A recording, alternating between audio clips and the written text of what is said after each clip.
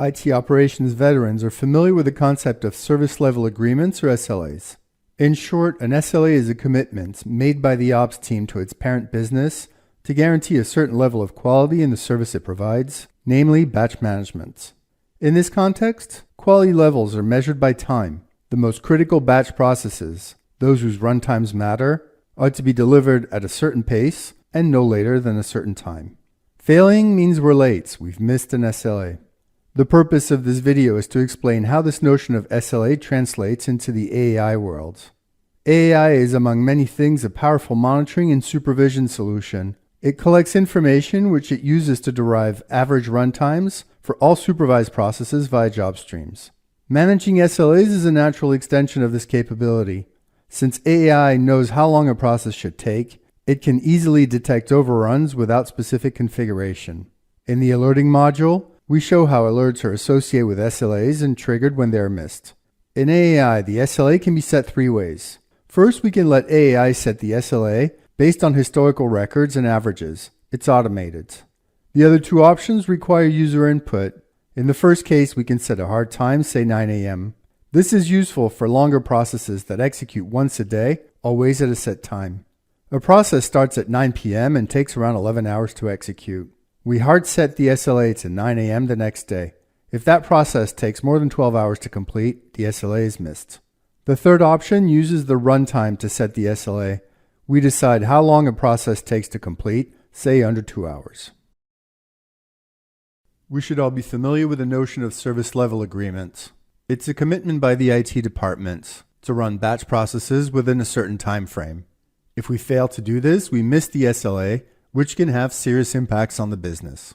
As an effective batch supervision solution, AI is in a prime position to perform SLA management.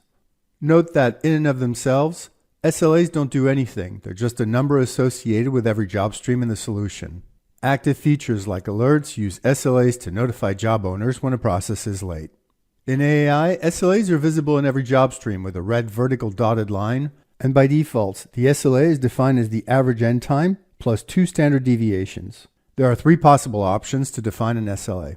The first is the automated option called System Allocated Late Criterion. AI is continuously calculating averages based on ongoing executions, and this number keeps evolving over time. Fluctuating runtimes mean greater SLA variations. This is the default method. The second is the explicit end time, which is user-based. We have a workflow that runs every day at 9 p.m.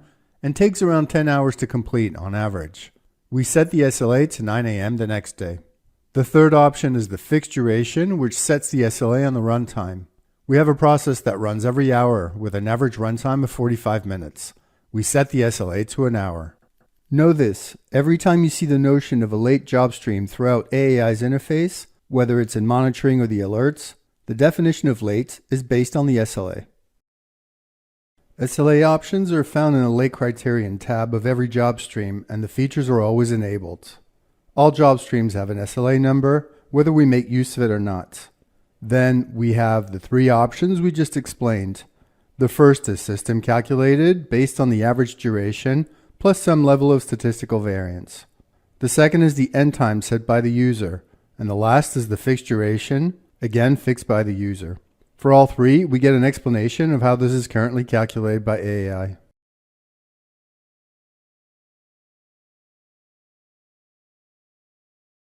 We've created a business area called SLA for demo purposes.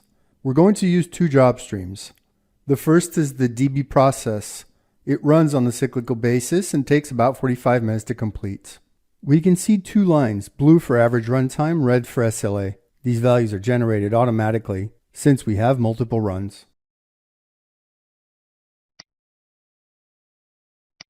Let's edit the job stream.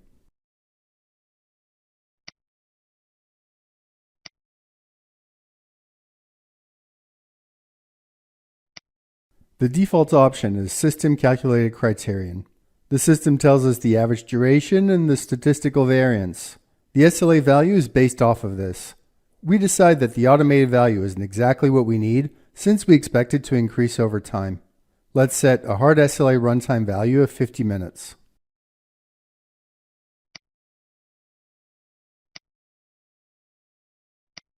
When we do this, the red line moves right by a few minutes.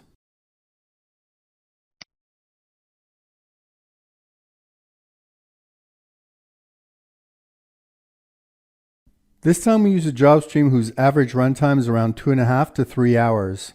This particular run started at 10:45 and ended just before 2. We decide to end the SLA a bit later, say 2:15.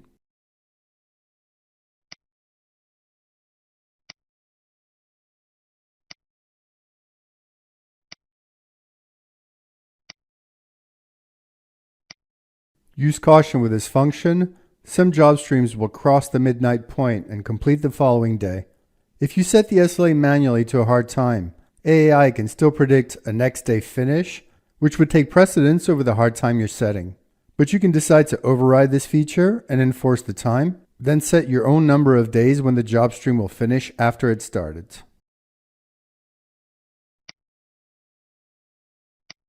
We save. Again, the red line moves forward by 15 minutes. We mentioned this earlier, but it's worth repeating. Every time you see the word late to define a job stream in the AI interface, you can be sure that this calculation is based entirely on the SLA. This includes the monitoring tab, the dashboard tab, the alerting engine, and much more.